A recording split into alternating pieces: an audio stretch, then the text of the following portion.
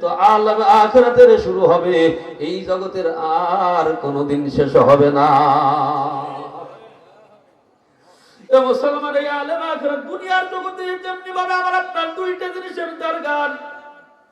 বাংলার জমিন থেকে আমি আপনি যদি আফ্রিকা যাই, জার্মান যাই, জাপান যাই, ফিলিস্তিন যাই, ইটালি যাই, অস্ট্রেলিয়া যাই, পাকিস্তান যাই, আর আমার আপনার প্রতিবেশী রাষ্ট্র ভারত যদি যাই, আমার আপনার দুইটা জিনিসের দরকার। এক নাম্বার সুন্দর একটা পাসপোর্টের দরকার, দুই নাম্বার সুন্দর একটা ভিসার দরকার। এই দুইটা জিনিস যদি আমার আপনার কাছে থাকে, আমার আপনার কোনো টেনশন নাই, কোনো চিন্তা ভাবনা নাই। মুসলমান, বাংলার জমিন থেকে শুধুমাত্র পাশের রাষ্ট্রে ভারত যদি যাই, আমার আপনার কাছে পাসপোর্ট নাই, সুন্দর একটা ভিসা নাই, জেলখানা ছাড়া আমার আপনার কোনো উপায় নাই। মুসলমান, তেমনি ভাবে আল্লাহ পাক রব্বুল আলামিন বলেন, ও দুনিয়ার মানুষ, যেই জগতের শুরু আছে এই জগতের কোনো শেষ নাই। এই আলমে আখিরাতের দুইটা জিনিস তোর যদি থাকে, এক নাম্বার সুন্দর একটা পাসপোর্ট যদি থাকে, দুই নাম্বার সুন্দর একটা ভিসা যদি থাকে, আল্লাহ কয় তোর কোনো টেনশন নাই, তোর কোনো চিন্তা ভাবনা নাই। কার কথা? জোরে বলেন, কার কথা? আল্লাহ বলেন, ওয়ালা তাখাফু ওয়ালা তাহজানু ওয়া আবশিরু বিল জান্নাতিল্লাতী কুনতুম তুআদুন।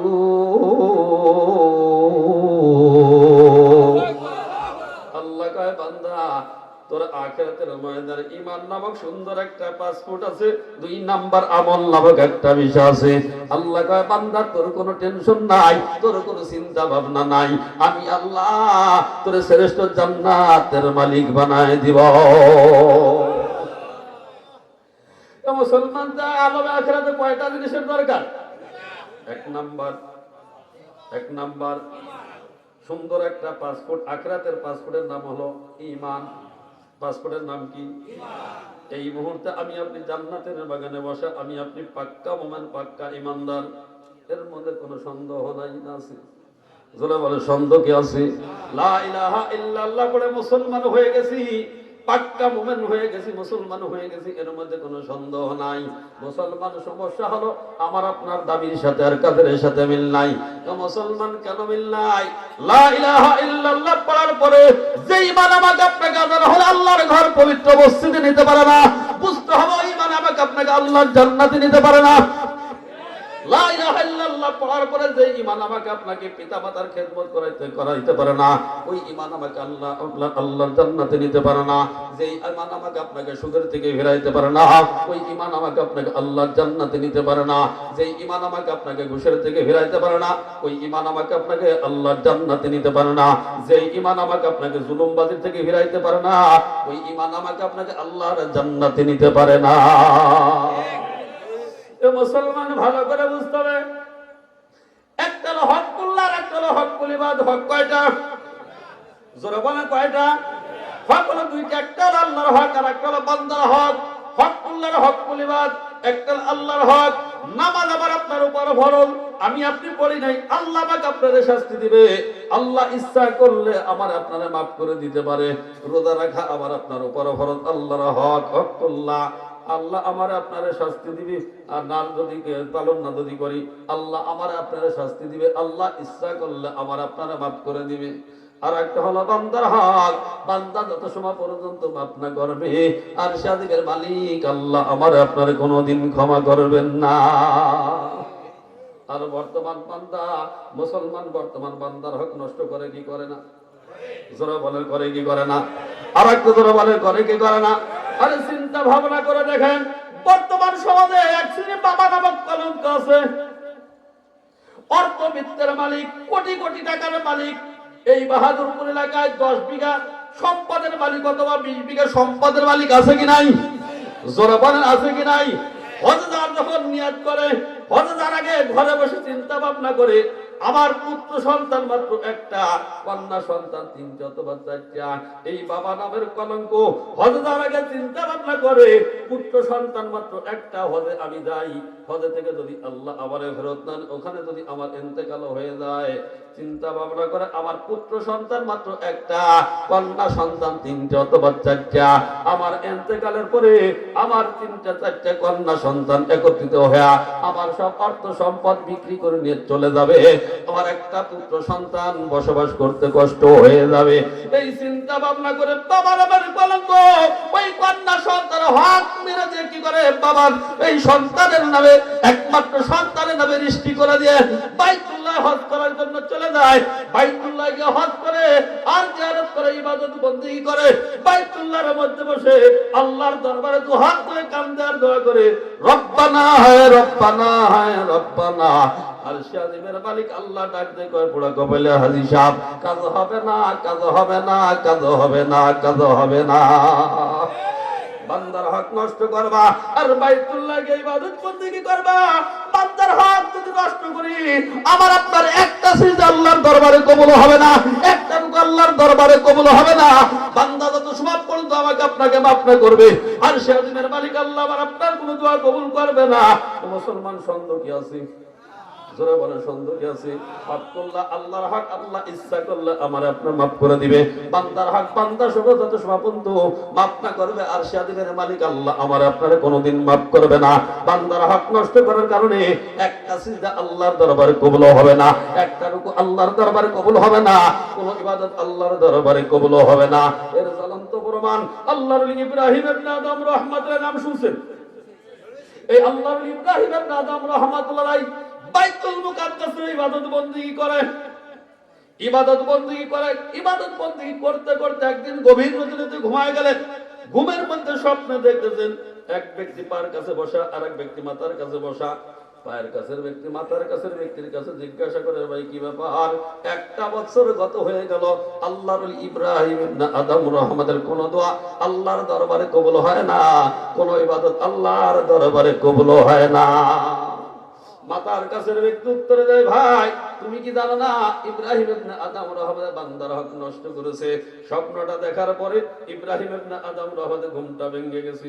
চিন্তা ভাবনা করে বান্দার হকটা কোথায় কি হলো নষ্ট করলাম, কোথায় নষ্ট করলাম, কোথায় ত্রুটি হলো, চিন্তা ফিকির করতে করতে ওনার মনে পড়ে গেল একটা বছর পূর্বে এক দোকান থেকে কিছু খুরমা খেজুর ক্রয় করেছে। প্যাকেটটা নিয়ে যখন রওনা দেয়, পায়ের নিচে তাকায় দেখে দুইটা খেজুর পড়া।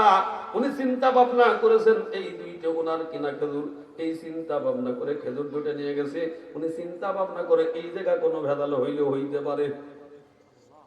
আল্লাহর ওলি ইব্রাহিম ইবনে আদম রাহমাতুল্লাহ বাইতুল মুকাদ্দাস থেকে বের হইয়া মাপ চাওয়ার জন্য দোকানদারের কাছে চলে গেছে।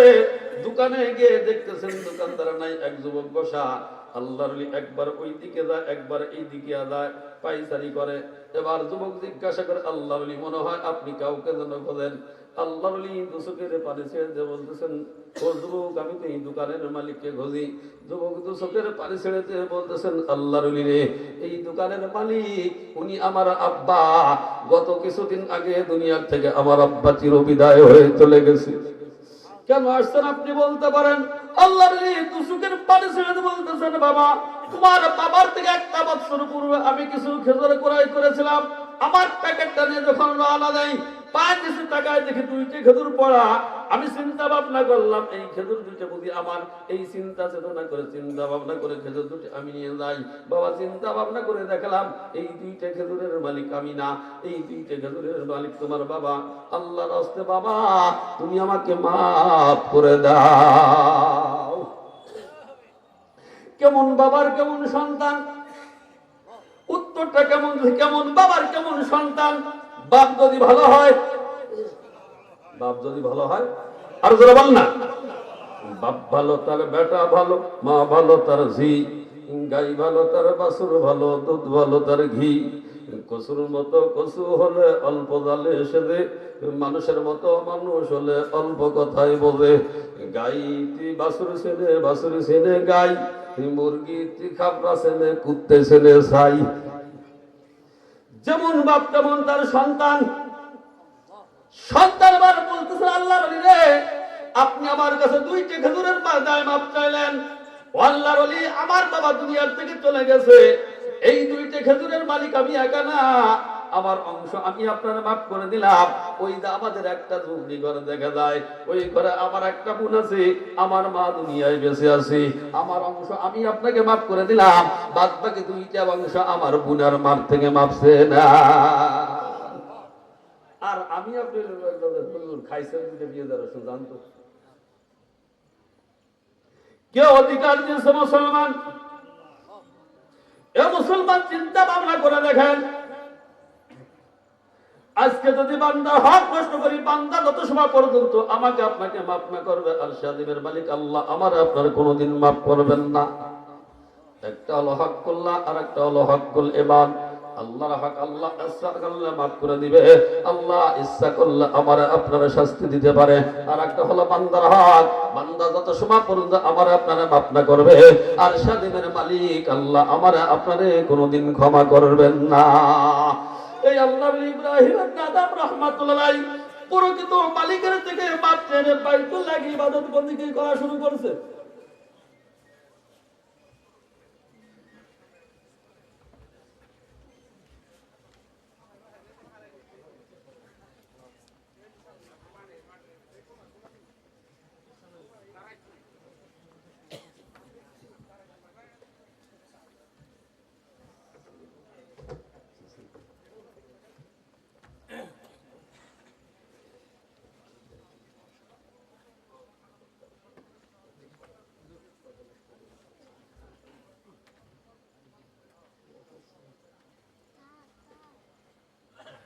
তাহলে একটা হলো হকুল, আর একটা হলো হকুল ইবাদ। এই দুইটা হক যদি আমি আপনি পালন করে কবরে যাইতে পারি, আল্লাহ পাক রব্বুল আলামিন আমাকে আপনাকে জান্নাত দিতে পারে। পারে কি পারে না? যারা বলে পারে কি পারে না?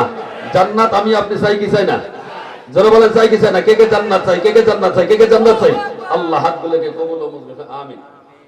জান্নাত আল্লাহ পাক রব্বুল আলামিন আমাকে আপনাকে জান্নাত দিতে পারে। এই মাদ্রাসায় এতিম অসহায় ছাত্ররা পড়ে, এখানে এই এতিম অসহায় ছাত্রদের যদি খানার ব্যবস্থা করতে পারি, বাসস্থানের ব্যবস্থা করতে পারি, আল্লাহ পাক রব্বুল আলামিন আমার আপনার জন্য জান্নাতের মধ্যে একটা বিল্ডিং বরাদ্দ দিতে পারে। পারে কি পারে না?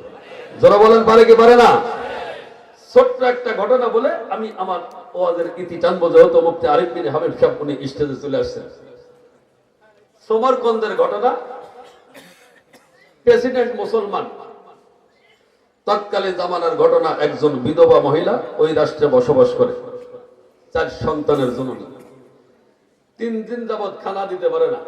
বাচ্চাগুলো কান্নাকাটি করে, মা খাবার দাও, খাবার দাও। মা সান্ত্বনা দেয়, বাবা চলো, খাবার তো কোনো ব্যবস্থা নাই। সমরকন্দের বাদশা মুসলমান, আমাদের স্বজাতি ভাই, হয়তো তার কাছে গেলে এতিম অসহায়ের মুখের দিকে তাকায় খানা দিতে পারে। বিধবা মহিলা 4টা বাচ্চার সাথে করে সমরকন্দের মুসলমান বাচ্চার কাছে চলে গেলেন, গিয়ে বললেন, বাচ্চা, আমার স্বামী অনেক আগে দুনিয়ার থেকে চিরবিদায় হয়ে চলে গেছে। 4টে এতিম বাচ্চা ক্ষুধার যন্ত্রণায় কান্দে, 3 দিন খাবার দিতে পারি না। মেহেরবানি করে একটু খানার ব্যবস্থা করেন, এরা এতিম অসহায়। তবে বাদশা ভালো করে শুনে রাখেন, আমি দুনিয়ার কোন সাধারণ বংশের লোক না, আমি আল্লাহ নবী জনাবে মুহাম্মদ রাসূলুল্লাহ সাল্লাল্লাহু আলাইহি ওয়াসাল্লামের বংশের লোক। সমরকন্দের বাদশা বলতেছে, বিধবা মহিলা, যদি তোমার দাবি সত্য হয়, যদি তোমার দাবি সঠিক হয়, তাহলে সনদ দেখাও, সার্টিফিকেট দেখাও। সনদ দেখাইতে পারবা, সার্টিফিকেট দেখাইতে পারবা, খানা পাবা। সনদ দেখাইতে পারবা না, খানা পাবা না, আবার দরবার থেকে বের হয়ে যাবা। মহিলা তো চোখের পানি ছেড়ে কান্দে আর বলে, সমরকন্দের বাদশা, ও বাদশা, ভালো করে শুনে রাখেন, সনদ দেখাইতে পারবো না, সার্টিফিকেট দেখাইতে পারবো না, তবে আমি আল্লাহ নবীর বংশের লোক, এর মধ্যে কোনো সন্দেহ নাই। বাদশা বলতে, মুখের কৌকিক কথা কাজ হবে না। সনদ দেখাইতে পারবা, খানা বাবা। সনদ দেখাইতে পারবা না, আমার দরবার থেকে বের হয়ে যাবা। মহিলা দুচোখের পানি ছেড়ে কান্দে, বাচ্চাগুলি দুচোখের পানি ছেড়ে কান্দে। মা, তুমি বললা সমরকন্দের বাচ্চা মুসলমান প্রেসিডেন্ট, আমাদের স্বজাতি ভাই, তার কাছে গেলে খানার ব্যবস্থা করবে। ও মা, বাচ্চা তো খানা দিল না। মা এবার দুচোখের পানি ছেড়ে বলে, বাবা, আল্লাহর কাছে খানা চাও, যেই আল্লাহ তামাম মাখলুকাতের খানার ব্যবস্থা করে। আমার বিশ্বাস আল্লাহর কাছে খানা চাইলে আল্লাহ আমাদেরকে মাহরুম করবেন না। রাস্তা দিয়ে যায় তো চোখের পানি ছেড়ে কান্দে। ঘটনা করবে এক হিন্দু ঠাকুরের সাথে দেখা। হিন্দু ঠাকুর জিজ্ঞাসা করে, মা কেন আপনি তো চোখের পানি ছেড়ে কান্দেন, বাচ্চাগুলো কেন কান্দে? মহিলা বলতেছেন, আপনি হিন্দু মানুষ, আপনার কাছে বললে কি কোনো লাভ হবে? হিন্দু ঠাকুর বলতেছেন, মা বলেন দেখি কোনো উপকার করতে পারি কিনা। পূর্ণ ঘটনা খুলে বলছে। এবার হিন্দু ঠাকুর বলতেছেন, মা ভালো করে শুনে রাখেন, আপনি যে মোহাম্মদের নামটা বললেন, যেই বংশের লোক আমি হতে পারি যাতে হিন্দু, আমি ওই মোহাম্মদ সাল্লাল্লাহু আলাইহি ওয়াসাল্লামকে অন্তর থেকে ভালোবাসি। আমি হতে পারি হিন্দু, তাকে মহব্বত করি, তার মহব্বত ভালোবাসায় যদি আপনি আমার বাড়িতে যান, আশ্রয় দেন, আপনার খানার ব্যবস্থা করতে পারি। মহিলা নিয়ে চলে গেলেন, বাচ্চা চারটে সহ নিয়ে চলে গেলেন। বাড়িতে গিয়ে বলতেছেন, মা আপনি তো মুসলমান, আমি যাতে হিন্দু, আমার পাকের সাথে আপনার খাওয়া লাগবে না, আমি আপনাদেরকে বাজারঘাট করে দিব, আপনি আলাদা পাক করে খাবেন। মুসলমান আল্লাহর কুদরতি খেলা শুরু হয়ে গেছে। এই সমরকন্দের বাচ্চা, মুসলমান বাচ্চা এবার ঘুমায় গেছে। স্বপ্নে দেখতেছেন সুন্দর একটা বিল্ডিং, সুন্দর একটা বাগিচা, এই বাগিচার মধ্যে সুন্দর একটা চেয়ার, এই চেয়ারের অতি সুন্দর একদল পুরুষ বসা, সামনে একটা সুন্দর বিল্ডিং, হাতে একটা সুন্দর চাবি। এই স্বপ্নে দেখে সমরকন্দের বাদশা জিজ্ঞাসা করতেছেন, ইতিপূর্বে আপনার মতো এত সুন্দর চেহারার অধিকারী লোক দুনিয়া আমি দেখিনি, আপনার পরিচয়টা একটু বলেন। এবার নবী আমারও বলেন, ও সমরকন্দের বাদশা ভালো করে শুনে রাখো, আমি দুনিয়ার কোন সাধারণ লোক না, আমি হলাম সরারে কায়নাত তাজদার মদিনা জনাব মুহাম্মদুর রাসূলুল্লাহ সাল্লাল্লাহু আলাইহি ওয়াসাল্লাম। সমরকন্দের বাদশা এবার মনে মনে খুশি। কেন খুশি? স্বপ্নে তোকে যদি নবীর সাথে সাক্ষাৎ হয়ে যায়, তার জন্য আল্লাহর জান্নাত অদিব হয়ে যায়। এবার সমরকন্দের বাদশা জিজ্ঞাসা করে, আপনার সামনে একটা বিল্ডিং, আপনার হাতে একটা চাবি, এই বিল্ডিং কার আর চাবিটা কার? এবার নবী আমার বলে, সমরকন্দের বাদশা এই বিল্ডিং আর চাবির মালিক একজন মুসলমান। মালিক কে? যারা বলেন মালিক কে? এবার সমরকন্দের বাদশা মনে মনে খুশি। উনি চিন্তা ভাবনা করে, আমি তো মুসলমান। এবার আল্লাহ নবীকে ডাকতে গিয়ে, ইয়া রাসূলুল্লাহ, হাবিবাল্লাহ, আমিও তো একজন মুসলমান, এই বিল্ডিং এর মালিক আর চাবির মালিকটা আমারে বানাই দেন। নবী আমার বলেন, তুমি যে মুসলমান এর কোন সার্টিফিকেট আছে? সনদ কি আছে? সনদ আছে, সার্টিফিকেট আছে। এবার সমরকন্দের বাদশা কয়, ইয়া রাসূলুল্লাহ, হাবিবাল্লাহ, সনদ দেখাইতে পারবো না, সার্টিফিকেট দেখাইতে পারবো না, তবে আমি যে মুসলমান এর মধ্যে কোনো সন্দেহ নাই। নবী আমার বলেন, বাদশা তোমার কি লজ্জা হয় না? তোমার কি লজ্জা হয় না? আমার বংশের একজন বিধবা মহিলা চারটে দিন বাচ্চা সহ তোমার দরবারে গেল, আমার বংশের পরিচয় দিল, তুমি বললা সনদ দেখাইতে পারবা খানা বাবা, সনদ দেখাইতে পারবা না, মুহূর্তের মধ্যে আমার দরবার থেকে বের হয়ে যাবা। সনদ দেখাইতে পারবা না, বিল্ডিং এর মালিক হইতে পারবা না, আমার দরবার থেকে বের হয়ে যাবা। ঘুমটা ভেঙে গেছে, বাদশা পাগল পারা, রাস্তাতে চলে পাগলের মতো, আওলা ঘুরে। এই ঘটনা করবে হিন্দু ঠাকুরের সাথে দেখা। হিন্দু ঠাকুর জিজ্ঞাসা করে, ভাই কি ব্যাপার, পাগলের মতো ঘোরেন? কয় ভাই সর্বনাশ। কয় কি হয়েছে? আপনার কাছে বললে কোনো লাভ নাই, পূর্ণ ঘটনা খুলে বলছে। এবার হিন্দু ঠাকুর বলতে, ভাই আশ্চর্য খবর আমার কাছে শুনে নাও, ওই মহিলা চারটা বাচ্চা সহ আমার বাড়িতে থাকি। এবার বাদশা মনে মনে খুশি, ভাই তাহলে 1000 স্বর্ণ মুদ্রা দিব, এই মহিলার চারটে বাচ্চা সহ আমার কাছে সবর্দ করে দাও। হিন্দু ঠাকুর বলতেছেন, ভাই দুনিয়ার 1000 স্বর্ণ মুদ্রার বিনিময় ওই জান্নাতের বিল্ডিং তোমার কাছে আমি বিক্রি করতে পারবো না। যেই আল্লাহ স্বপ্নে তোমাকে আল্লাহ নবীর সাথে সাক্ষাৎ করাইয়া ওই জান্নাতের বিল্ডিং দেখাইছে, আল্লাহ নবীর বংশধরকে মহব্বত করার কারণে, এতিম অসহায়কে খানার ব্যবস্থা করার কারণে আল্লাহ আমার এই স্বপ্নে যুগে নবীর সাথে সাক্ষাৎ করাইয়া, নবীর হাতে হাতটা রেখে কালেমা পড়াইয়া মুসলমান বানাইয়া ওই জান্নাতের বিল্ডিং এর মালিক আমারে বানাই দিছে। তাহলে যদি হিন্দু এক ঠাকুর যদি আল্লাহ নবীর আল্লাহ ওলির বংশধরকে মহব্বত করার কারণে, এতিম অসহায় বাচ্চাদের বাসস্থান করার, খানার ব্যবস্থা করার কারণে যদি আল্লাহ কি করতে পারে, বিল্ডিং এর বরাদ্দ বানায়, জান্নাতের একটা বিল্ডিং বানায় দিতে পারে, আমি আপনি যদি এতিম অসহায় বাচ্চাদের জন্য এখানে খানার ব্যবস্থা করতে পারি, আল্লাহ পাক রব্বুল আলামিন আমার আপনার জন্য